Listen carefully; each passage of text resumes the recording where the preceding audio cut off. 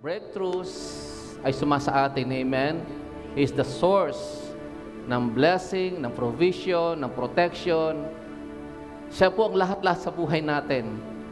Inihanda na tayo ng Panginoon para ngayong taon 2025, tayo po ay handa para sa ating pagpapatuloy sa ating journey sa buong 2025. Ito po ay pagpapatuloy lang ng ating pong lakbayin, amen? Nakasama ang Panginoon.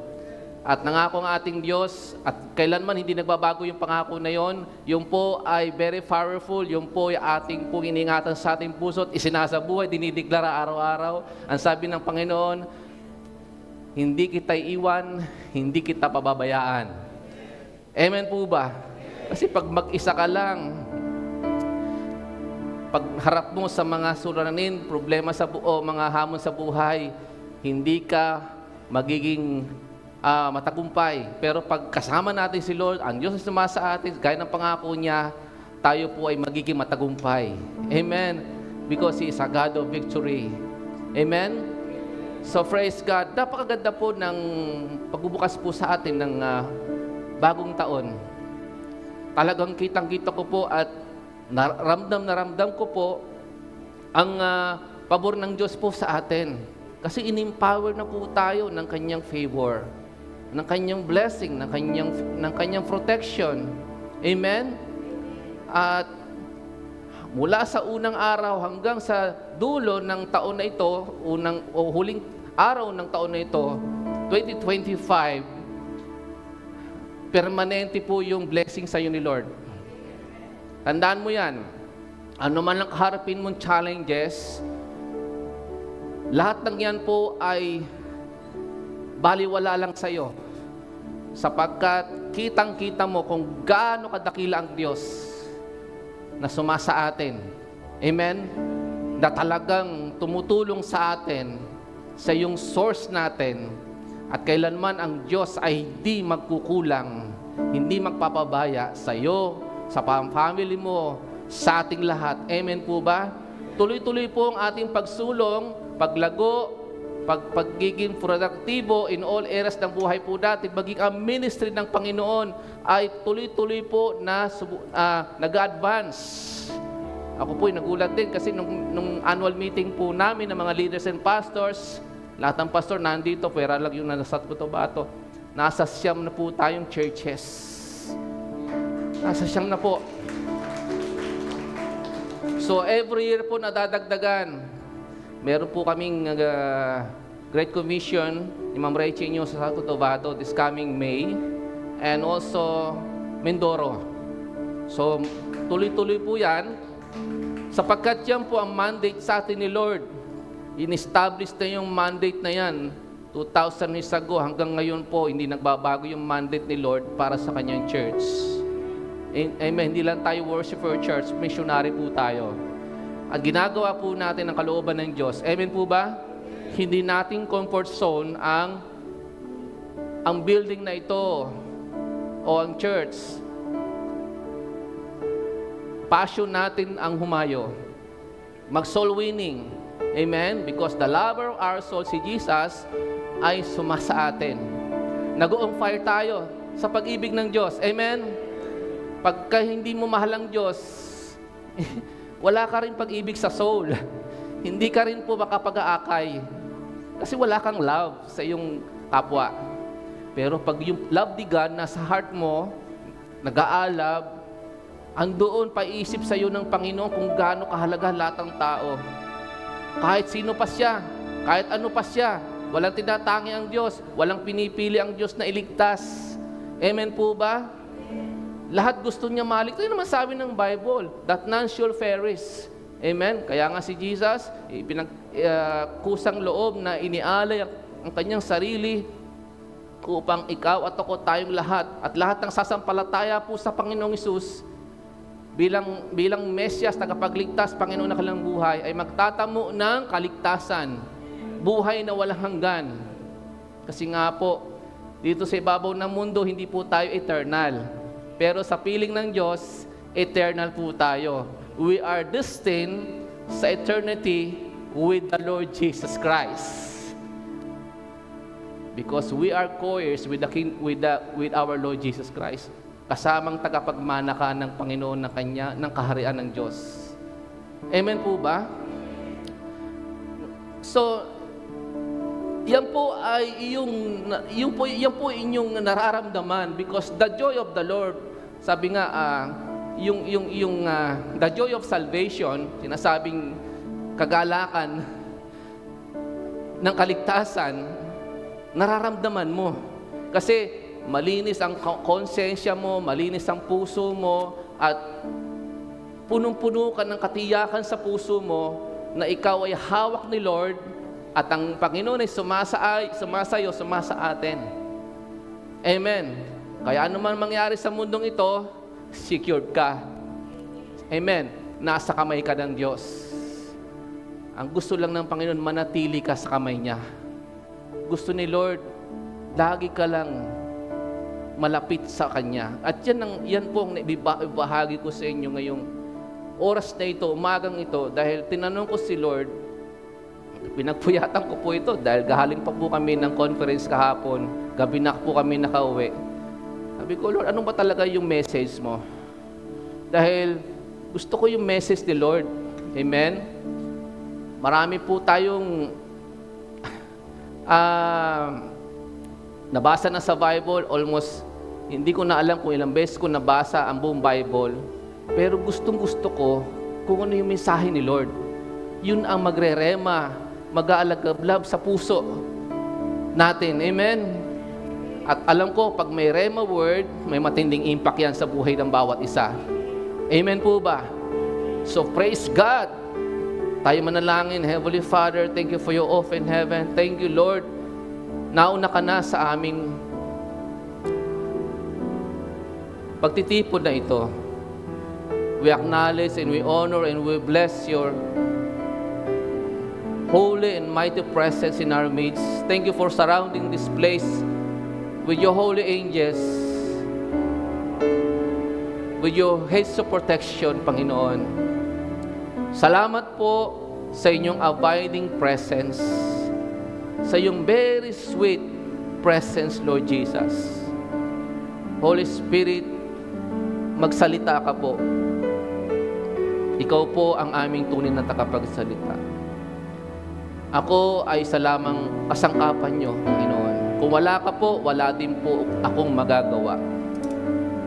Kaya nga, patuloy ka naming ina-acknowledge o aming ka pong hinahayaan kumilos ng malaya at walang limitasyon, maging sa mga nakakonect sa online. Gawin mo po ang desire mo, Holy Spirit, na magpalaya, magpagaling, ng mga may sakit karamdaman, maggawad ng blessing sa bawat isa, sa buong CSF family, sa lahat ng kumokonek sa online. Mangyari ang nais mo, Banal na Espiritu, ang maganda at mabuti mong plano at kalooban sa bawat isa. Maparangalan ka, O Diyos.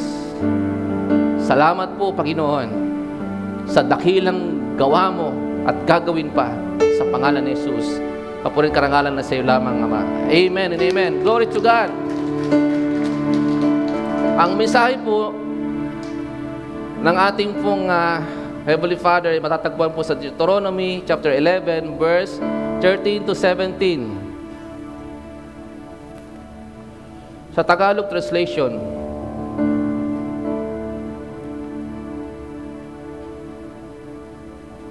Deuteronomy 11, talatang 13 hanggang 17. Kaya nga, kung susundin lamang ninyo ang utos na sinasabi ko sa inyo, ngayon, ibigin ninyo ang Diyos ninyong si Yahweh at paglingkuran ng buong puso't kaluluwa.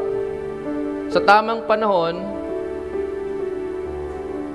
ay paulanin niya sa lupain iyon at magiging sagana kayo sa pagkain, inumin at langis.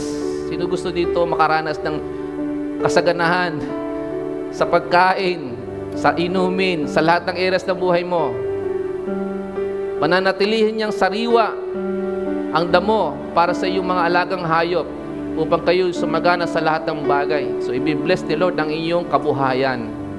Amen? Ngunit mag-ingat kayo, may babala si Lord. Mag-ingat kayo, huwag kayong padadaya. Sabi mo sa katabi mo, mag-ingat tayo. At huwag padadaya. Huwag kayong sasambat di maglilingkod sa mga Diyos-Diyosan. Kapag tinalikuran nyo si Yahweh, kapuputan niya kayo, isasara niya ang langit at hindi ito paulanin. Kapag nangyari ito, mamamatay ang inyong mga pananim at malilipol kayo sa mabuting lupaing ibinigay niya sa inyo. Pinagpala na po ng Panginoon pagkabasa ng kanyang salita. Mandate from God. When we say mandate is an authoritative instruction or command from God. At nakita ko po yung dalawang mandate po dito, two mandates. First, love the Lord your God. 2024, marahil, in love ka naman kay Lord. God knows. Alam naman ng Panginoon, ang bawat isa sa atin, alam ng pagkilala ng Diyos. Amen? Kung in love ka kay Lord. 2024. At dahil sa iyong kalapitan sa Diyos, dahil sa iyong intimacy, sa iyong passion kay Lord, sa relasyon mo sa Kanya everyday, ang Diyos hindi nakulang sa iyo. Amen? Ang Diyos ay nagpamalas o nagpakita ng Kanyang kabutihan sa iyo. When we say goodness of God, ay nagre-represent ng lahat-lahat ng nasa Kanya. At kung ano siya, yun ang nagmamanifest sa buhay natin. At ang Diyos ay very generous, magbigay, mag-increase ng lahat ng mabubuting bagay. Sapagkat lahat ng mabubuting bagay galing lang sa Diyos. Yung mga bad things, hindi galing sa Kanya, sa devil. Okay? Kaya nga, may laban tayo sa buhay. Hindi mo nakikita nga ang kaaway.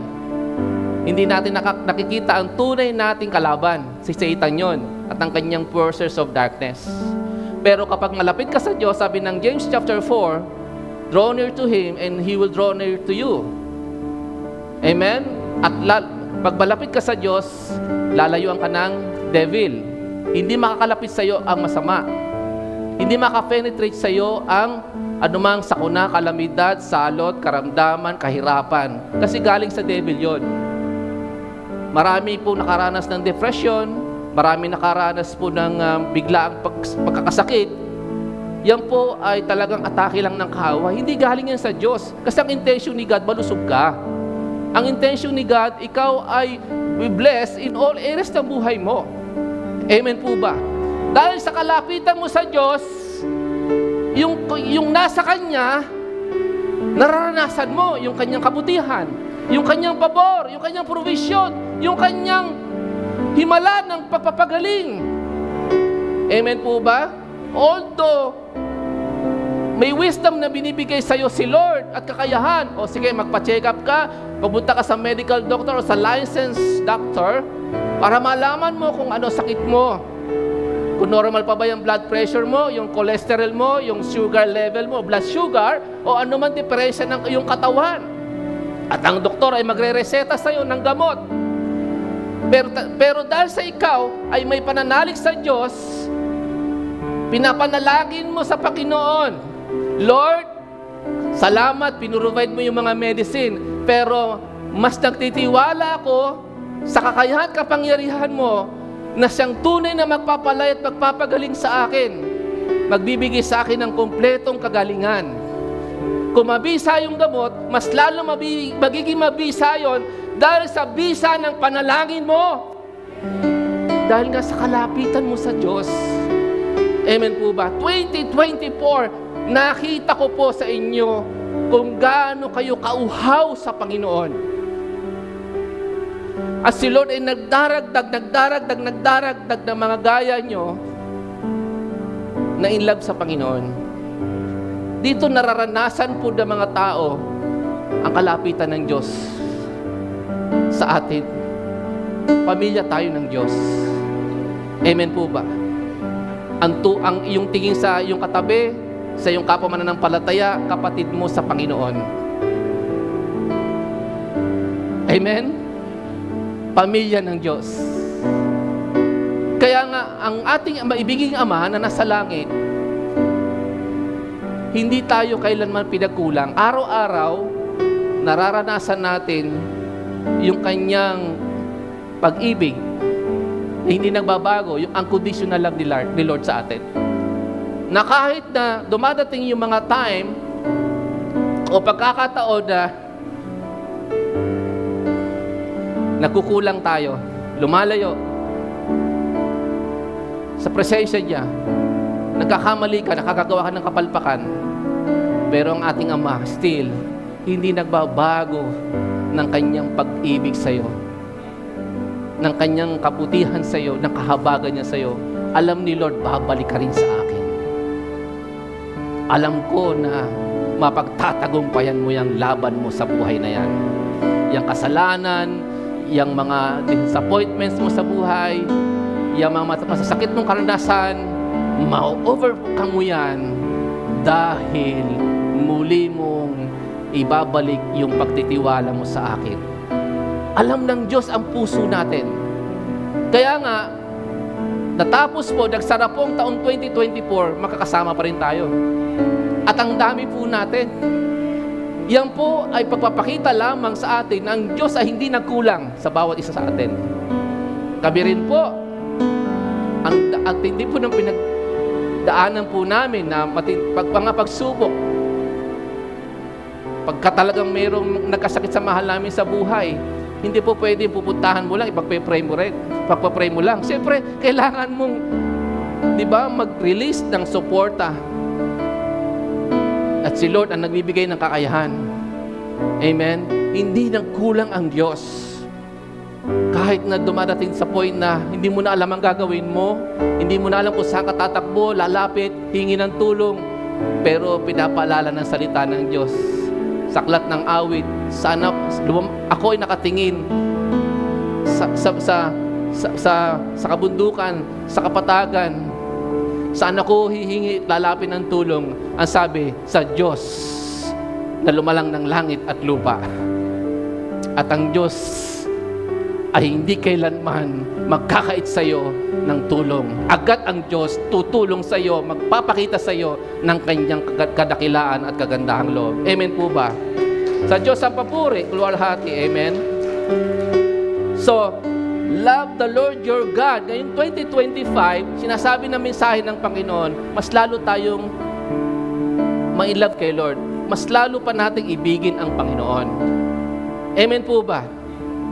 And you shall love the Lord your God with all your heart, not with all your mouth, but with all your heart, with all your soul, with all your mind, and with all your strength.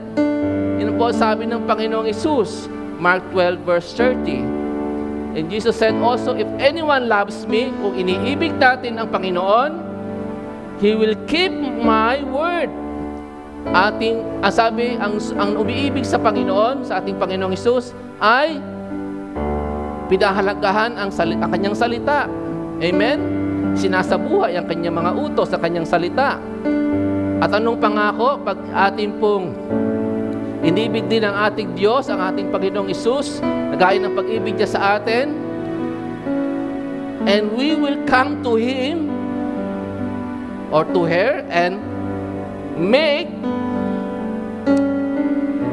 our home with Him. Ako at ang aking Ama ay mananahan sa iyo. Amen po ba? Ang Diyos ng pag-ibig ay mananahan sa atin. Amen po ba? So yun ang pangako ng Diyos. Dahil kung ang Diyos ay hindi mananahan po sa atin, yung Diyos ng pag-ibig, hindi po natin masusunod ng kalooban ng Diyos. Naibigin siya ng buong puso, buong lakas, buong kaluluwa. Kasi yung agape love, kailangan nandito. Yung agape love, galing sa Diyos. Amen po ba? Pinakamataas na uri ng pag-ibig ay yung pag-ibig galing sa Diyos. God is love. Amen? At tunay na umiibig sa Diyos ay nakakilala sa Diyos. At kapag ikaw yung umiibig sa Diyos, ibigin mo rin ang iyong kapwa, ang iyong kapatid sa Panginoon. Amen? Gaya ng pag-ibig ng Diyos sa iyo, sa iyong kapwa. At sabi ng Romans chapter 12 o Romans chapter 13, amen, ang umiibig sa kanyang kapwa ay hindi kailanman nag-iisip at hindi kailanman gagawa ng masama laban sa kanyang kapwa. Kasi nga, iniibig mo siya. Gaya ng pag-ibig ng Diyos sa iyo at sa Kanya. Amen? Kailanman ang Diyos ay hindi nag-isip ng masama sa atin. Ang iniisip ng Diyos ay mabubuting bagay. A plan to prosper you, not to harm you, sabi ng Jeremiah 29:11. Amen po ba? And to give you a hope and a future. Yan ang character. Yan po ang attribute ng ating Diyos. Siya po ay mabuting Diyos. Ang intention niya, ikaw ay magkaroon ng masaganang buhay, pag-asa, amen, at kinabukasan. So kapag siya sumasa atin, yun din ang isipan natin para sa ating kapwa. Amen? Gagawa ka ng mabuti. Kahit may mga tao na ginawan mo na mabuti, pero ang sinukli sa'yo hindi maganda. Pero ang mahalaga, gumawa ka pa rin ng mabuti. At ginawa mo yon dahil kay Lord. Amen po ba? May mga tao na tinulungan ka, but at the end of the day, hindi man lang nakatanaw. Sa halip ay siniraan ka pa. Pero ang mahalaga, ginawa mo yun dahil kay Lord. Siya na magdadala nun. Kung siya man ay nakagawa ng hindi mabuti sa iyo, siya man ay nag-isip ng hindi maganda sa iyo, tandaan mo, hindi ikaw mismo ang ginawa niya at pinag-isipan ng masama, kundi si Lord. Sapagkat ikaw ay mabuti, matuwid kang anak ng Diyos. Ang iniisip mo lamang at ginagawa mo ay pawang mabuti, matuwid sa harapan ng Panginoon. Amen po ba? So yun ang pangako po ng ating Diyos.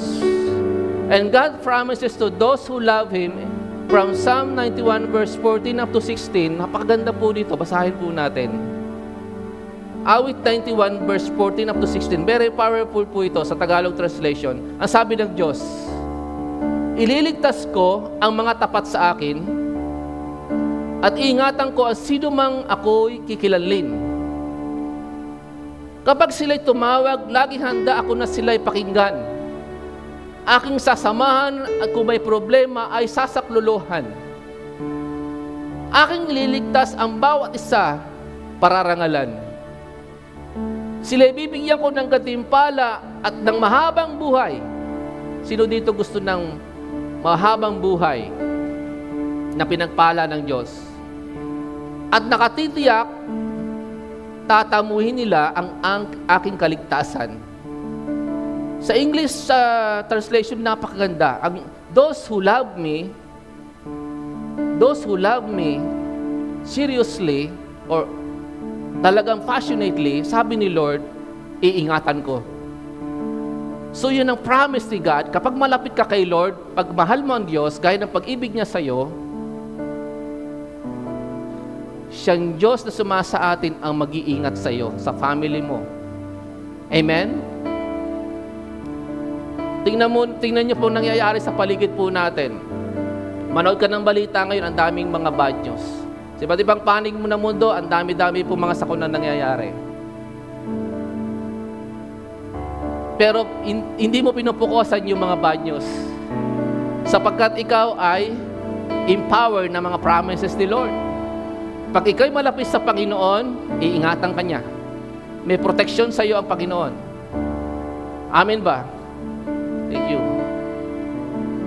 So, ang umiibig sa Diyos ay makatitiyak ng seguridad, ng proteksyon. Amen po ba? And also, He will answer your prayer. Ngayong 2025, answer prayer ka na. Amen po ba? Yan ang pangako ng Diyos. For those who love Him, 2024, pinakita mo sa Diyos yung kalapitan mo sa Kanya, pinakita mo sa ating Diyos na kung gaano siya kahalaga sa buhay mo kaysa sa ibang bagay, kaysa sa ibang tao. Amen? Kaysa sa trabaho mo, although nagtatrabaho ka, pero andun yung passion mo kay Lord. Hindi nawawala. Amen?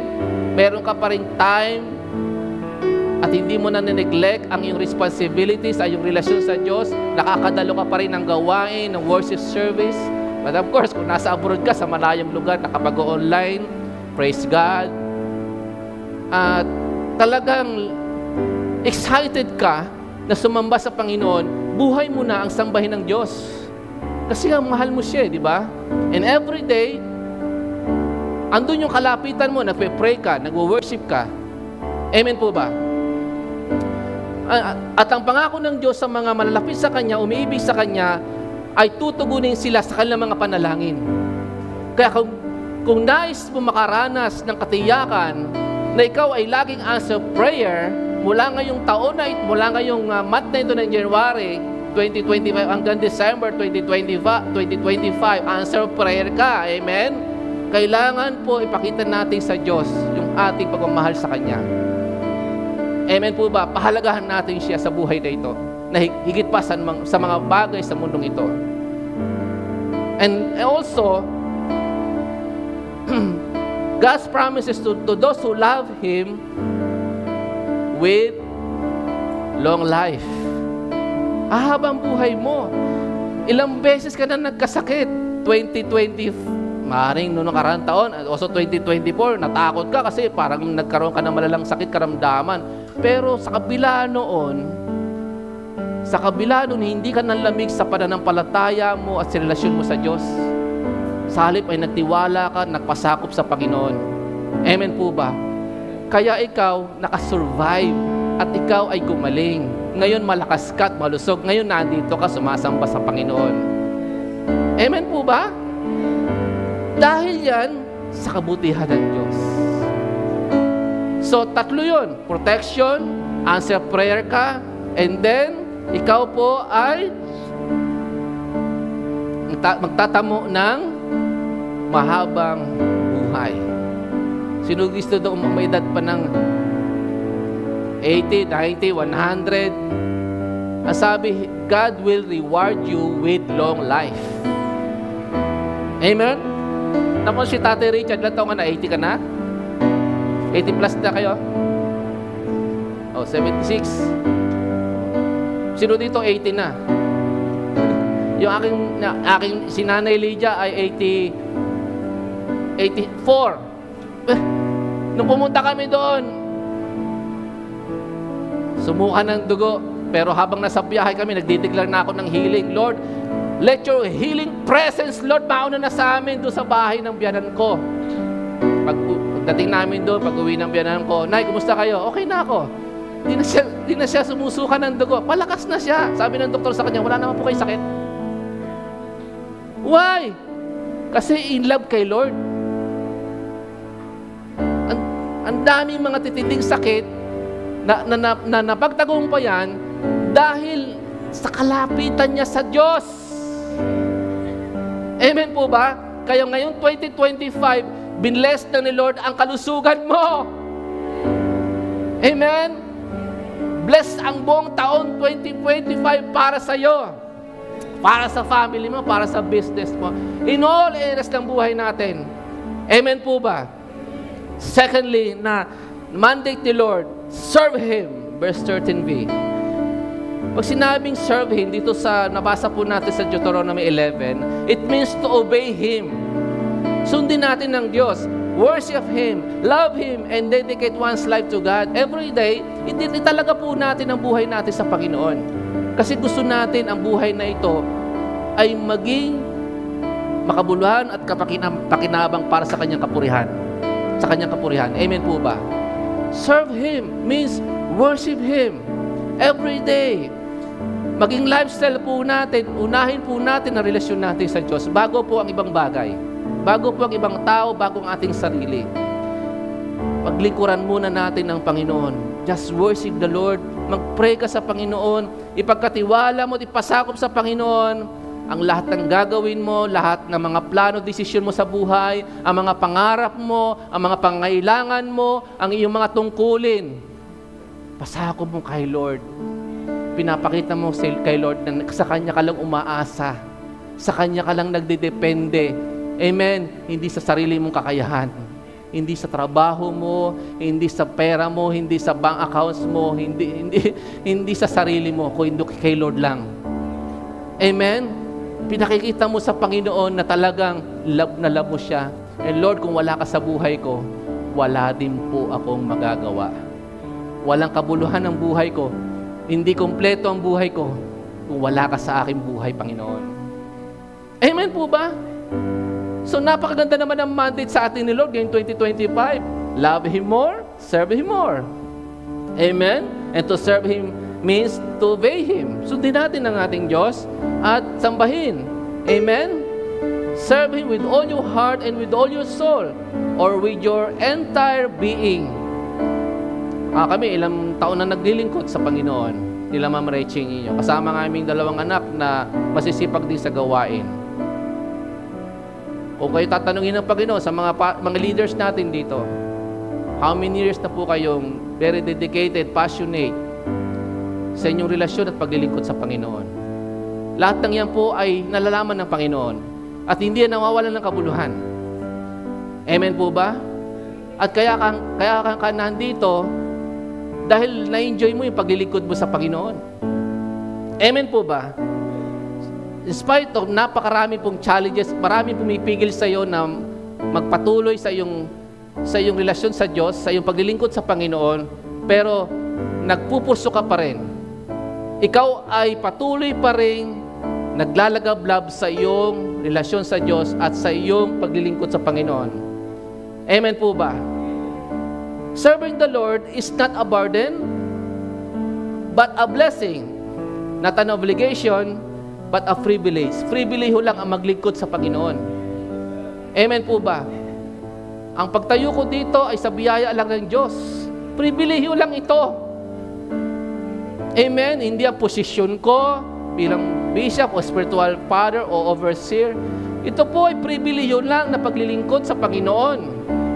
Amen po ba? Dahil buhay na natin maglingkod. Dahil meron tayong relasyon sa Diyos. Intimate relationship with God. Amen? Nandito ka para hanapin ang paglingkuran ng Diyos. Hindi ang tao. I-please ang Diyos, hindi ang tao. At sigurado, ang gantimpala mo kasi hindi tao ang magbibigay sa iyo ng reward, si Lord. Amen po ba? At eternal po yung reward sa iyo. Glory to God. At ikaw, i-bless ng Panginoon in all areas ng iyong buhay. Hindi magkukulang sa iyo ang Panginoon. Kung isi-share ko pa sa inyo yung aming mga powerful testimony, hindi nagkulang sa amin ng Panginoon nung wala kami sumunod sa Kanya. Binitawan ko yung sarili kong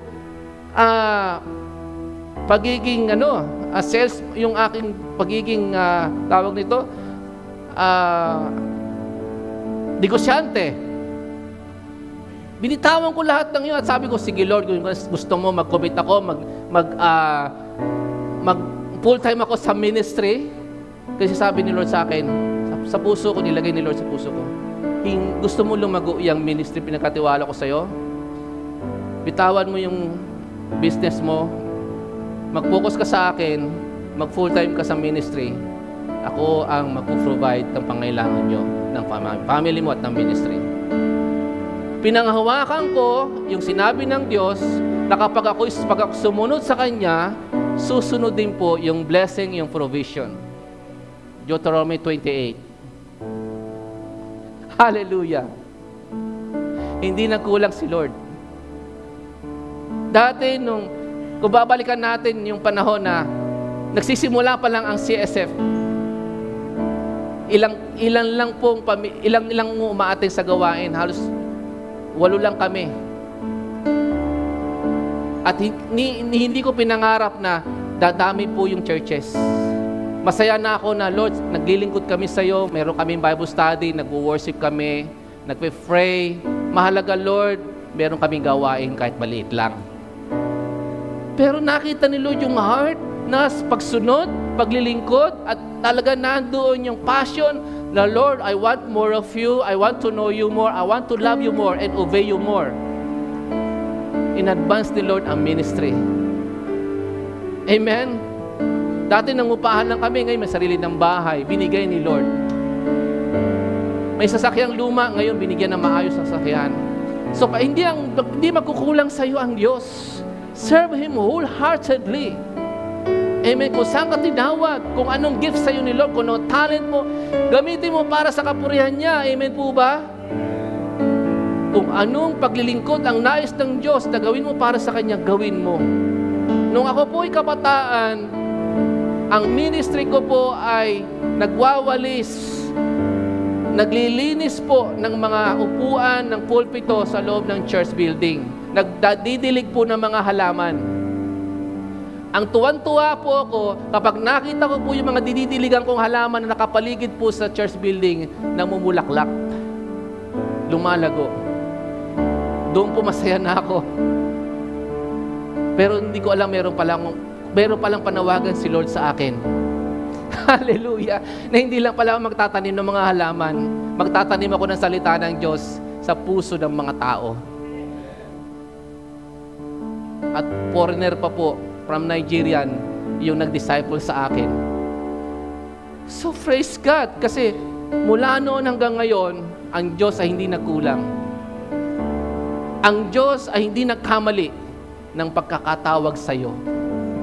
Ang Diyos ay hindi nagkamali kung bakit nandito ka. Hindi aksidente kung bakit nandito tayo nag-worship sa isang tunay at buhay na Diyos. Amen po ba? Hallelujah! And I decree and declare na lalo kang masumpungan ng Diyos na umiibig sa Kanya ngayong 2025, naglilingkod, kung anong paglilingkod yan, na panawagan sa iyo ng Panginoon, malaya ka, gawin mo yan para sa Panginoon. Amen po ba? Be enthusiastic to serve the Lord. Sabi po ng Romans chapter 12 verse 11 from the Passion Translation. Be enthusiastic to serve the Lord. We will say enthusiastic, having or showing excitement or interest or eager enjoyment. Enthusiastic to serve the Lord, keeping your passion toward Him, boiling hot or maging mainit ka sa paglilingkod mo sa Panginoon, hindi malamig. Radiant with the glow of the Holy Spirit. Sa kapangyarihan ng banal na Espiritu, magagawa mo yung gusto ng Diyos. Magliliwanag ka, magiging fruitful yung paglilingkod natin, magiging effective. Amen? Without the Holy Spirit, without the Holy Spirit, the presence of God, the anointing of the Holy Spirit, hindi po natin magagawa effectively and mightily yung mga gawain na pinagkatiwala sa iyo ng Panginoon. Amen po ba? Magiging efektibo kang lingkod ng Diyos kung ano yung nais na paglilingkod ng Diyos na para sa nagawin mo, dahil naman tayo lahat dito servant ni Lord. Sa tulong ng banal na Espiritu, makikita mo kung paano nagiging effective ka. Kagamit-gamit mightily para sa kapurihan ng Diyos. Under the power and control of the Holy Spirit.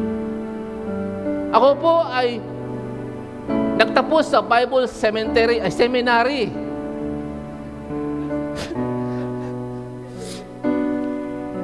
Sa Foursquare Bible College sa Quezon City. Nagkapag-aral pa ako dyan sa Union Theological Seminary ng United Methodist Church. Marami pong conference, seminars na dinaluhan ko. Pero alam niyo po ba na hindi ako nagdepende doon sa mga pinag-aralan ko. Tinuruan na ako ng Diyos, umasa, magdepende sa presensya niya. Siya yung naging source namin. Yung Bible, nagbasa, at nagpapailalim sa kapangyarihan ng Diyos. Ito po ngayon ang bunga. Dumami po mga tunay na anak ng Diyos. Dumami po ang CSF churches.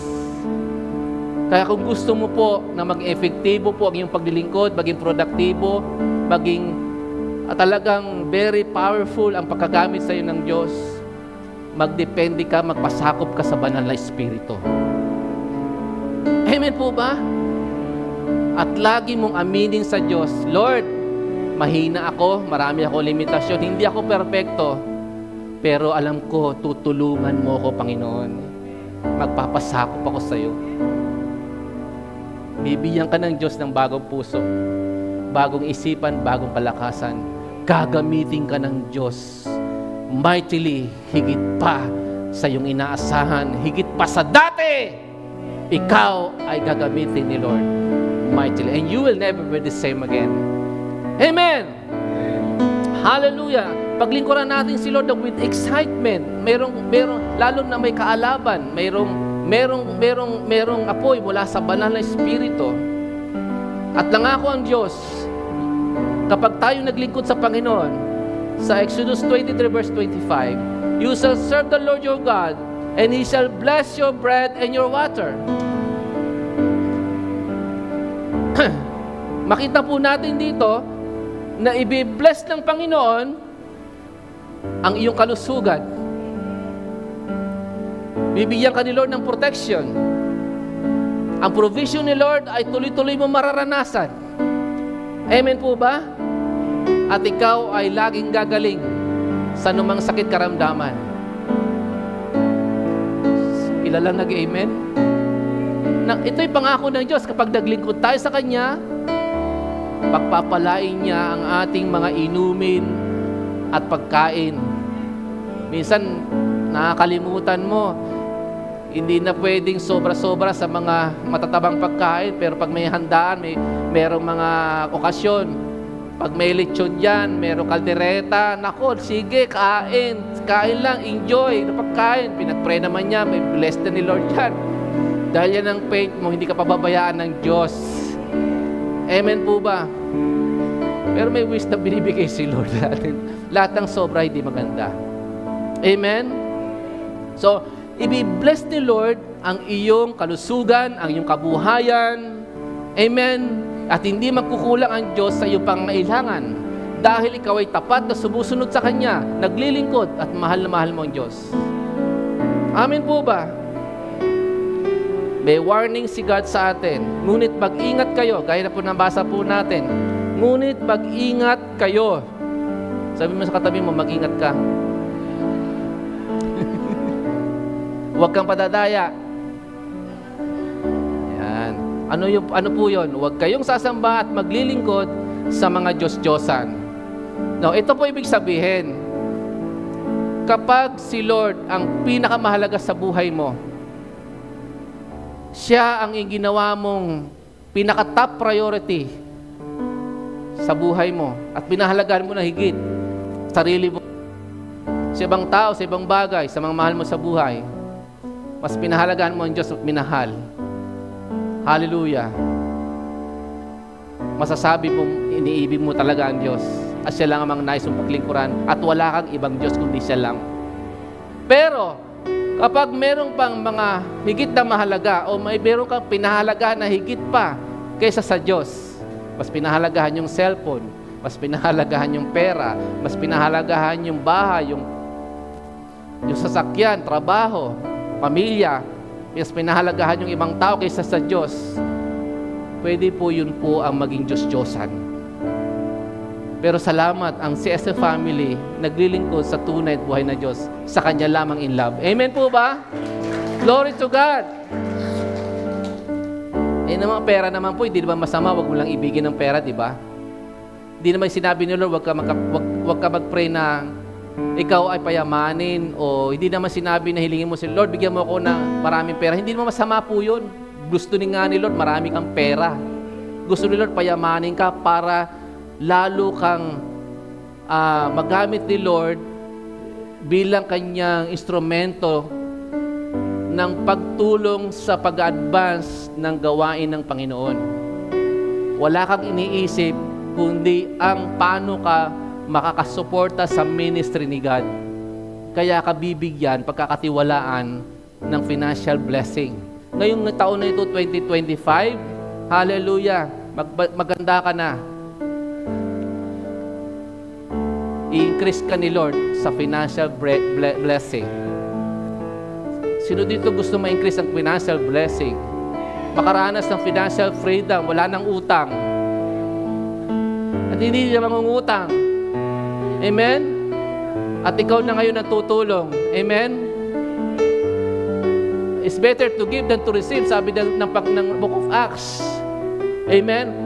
babalik ta rin na ngayon ni Lord na sitwasyon mo. Ngayon 2025, ikaw na ngayon ang tutulong. Dati, ikaw yung naghahanap ng tulong. Ngayon, ikaw na ngayon ang instrumento ng Diyos para makatulong sa mga tamang tao na dapat tulungan. Amen po ba? I see financial increase overflowing sa inyong lahat. Sa inyong kabuhayan. Amen. Mag-isang ministry na ito. Glory to God. Kaya nga, sabi ni Joshua 24 verse 15 ng Joshua, as for me and my house, CSF, we will serve the Lord. Yan po dapat panata natin ngayong taon na ito. Patuloy tayong maglilingkod sa Panginoon.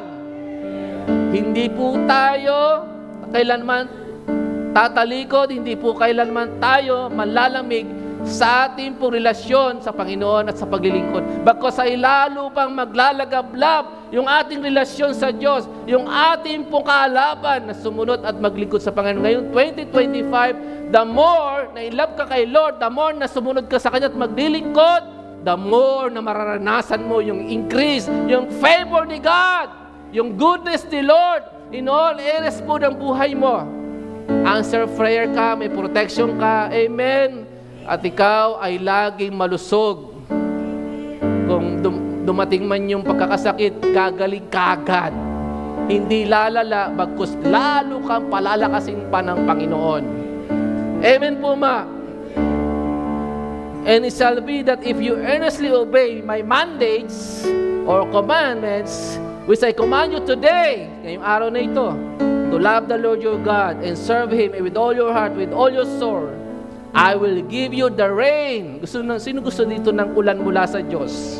Rain for your land in its season. Rain, yung ulan sa Biblia, nagre-represent po yan ng God's blessing. Hindi po tinutukoy po dito yung natural blessing lang, kundi yung supernatural blessing kay Lord para sa lahat ng areas ng buhay mo. Ang ulan mula sa Diyos ay nagre-represent ng provision, God's abundant provision. Hallelujah. Sa iba, tagtuyot. Pero sa iyo, umuulan ng pagpapala. Sa iba, tagtuyot financially. Pero sa iyo, umuulan ng financial blessing. Maring sa iba, tagtuyot. Nararanasan nila yung sakit karamdaman. Pero sa iyo at sa family mo, umuulan ng kagalingan. Excited ba kayo? Nasa Bible yan, mensahe ni Lord. Mandate ni God, then may promises.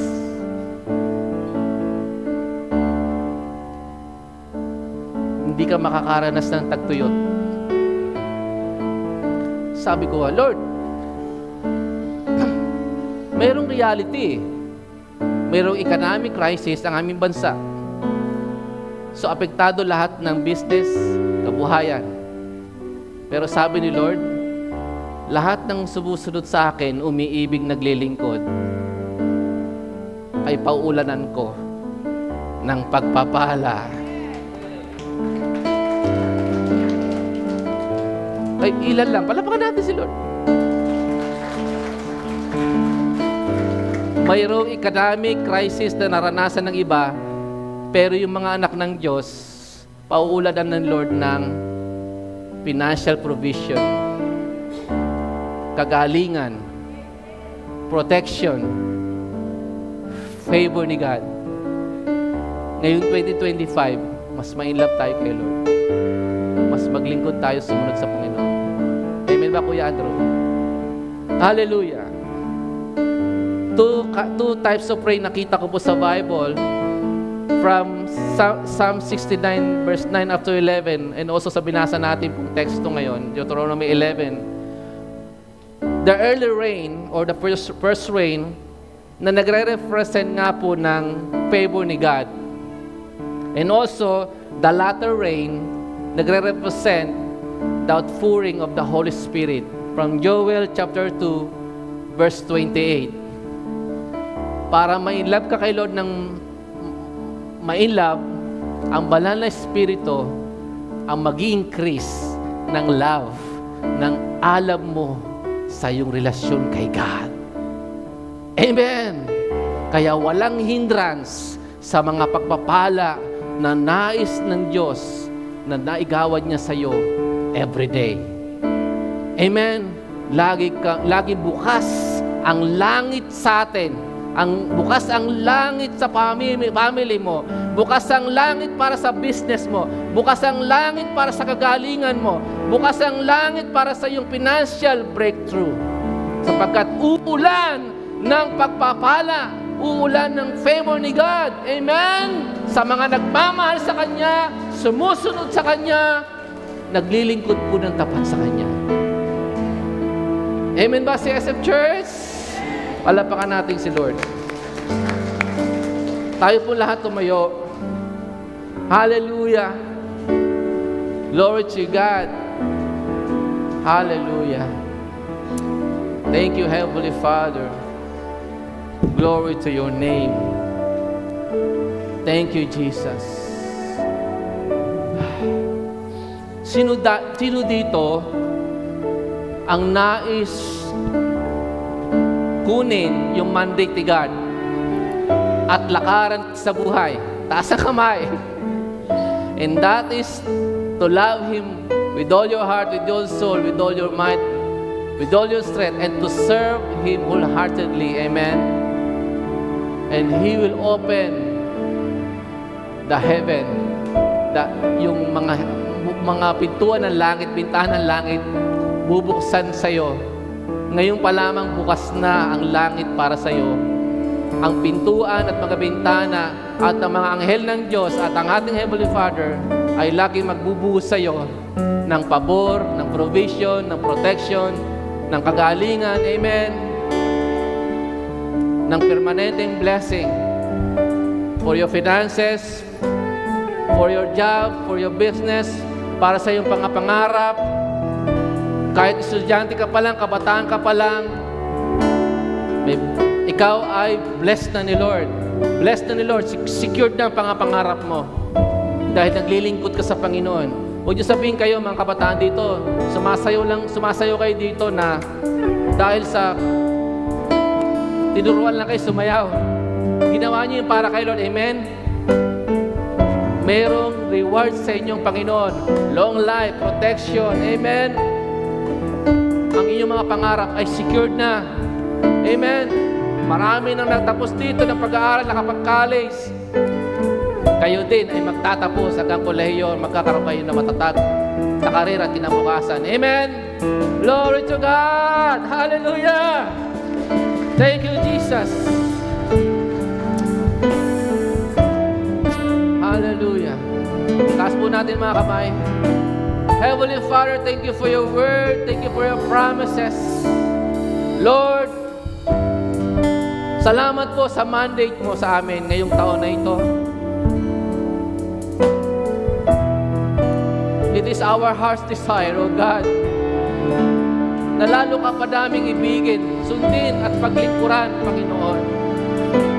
Salamat po sa iyong pangako na ibubuhos mo sa amin ang iyong banal na Espiritu na siyang tutulong sa amin, O Diyos, at magpapa-increase ng aming kaalaman sa inyo, ng aming pag-ibig sa iyo, Panginoon. Kaya dalangin ko po, O Diyos, ng lahat ng naririto, anuman ang kanilang edad, bagay sa mga nakakonect sa online, O Lord God, banal na Espiritu, inyong pong pag-alabin ang kanilang mga puso para sa kanilang relasyon, sa kanilang pag-ibig sa aming Heavenly Father, sa kanilang paglilingkod sa aming pumabuting pastol na aming Panginoong Hesus. Dalangin po namin, Panginoon, gawin mo ngayong araw na ito ang iyong mga pangako na sino mang umiibig sa iyo, Panginoon, ay iyong diringgin sa kanilang mga panalangin at iyong i-bless, Panginoon, ang lahat ng areas ng kanilang buhay at sila'y pagbibigyan mo ng mahabang buhay, magtatamo ng mahabang buhay, Panginoon, na malusog ang kanilang katawan, na ang iyong pagpapala at kasaganahan ay tuloy-tuloy nilang mararanasan sa lahat ng areas na kanilang buhay, O Diyos. Dalangin ko, Panginoon, na madagdagan pa, hindi lang madoble, matriple ang buong kongregasyon na ito bilang ng kongregasyong ito na nagmamahal sa iyo, Panginoon. Nagtitiwala kami sa iyo, O Diyos, na ngayong taon na ito, Lord, tuloy-tuloy po mararanasan ng bawat isa ang ulan ng pagpapala, ang pagbaha at pagragasa ng iyong biyaya, ng iyong pabor, Panginoon, sa lahat ng areas sa kanilang buhay, maging sa kanilang family, maging sa kanilang business, sa kanilang trabaho, maging sa mga sa amin pong CSF family na nasa ibang bansa, sa CSF OFWs. I speak and declare, Lord God, your reign of favor, O God, your reign of provision and blessing and protection sa buong Christ Strong Family Churches, hindi lang sa aming Mother Church, kundi sa lahat ng Christ Strong Family Churches, O God. Hallelujah! At tuloy-tuloy na po mag-advance ang iyong kingdom, Panginoon, sa pamagitan ng iyong gawain, iglesia at ministry ito na iyong tinatag. Panginoon, pagpalain niyo po ano man ang inaasahan nila sa inyo ngayong araw na ito, tuloy-tuloy lang maranasan mula sa araw na ito sa buong 2025, ang tuloy-tuloy na pag-ulan ng kagalingan, ng financial blessing, ng provision, ng protection, ng iyong favor, O God, ng kasaganahan sa lahat ng areas ng kanilang buhay.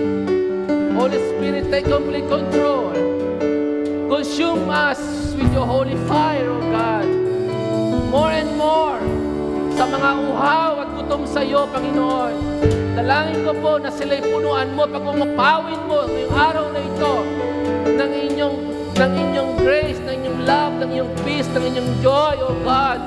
In the name of Jesus, ang buong kongregasyong ito ay mag-alab, maglagablab sa kanilang relasyon sa iyo everyday. Hallelujah! At sa marami pa pong darating, sa marami pa pong idaragdag ninyo, O Diyos, sa iyong congregation na ito, sa aming mga CSM churches, at sa marami pang idaragdag ninyo na ministry. Tuloy-tuloy ang ulan ng pagpapala, ulan ng inyong biyaya, Panginoon, at ng pagbuhos ng iyong banal na Espiritu. Thank you, Heavenly Father.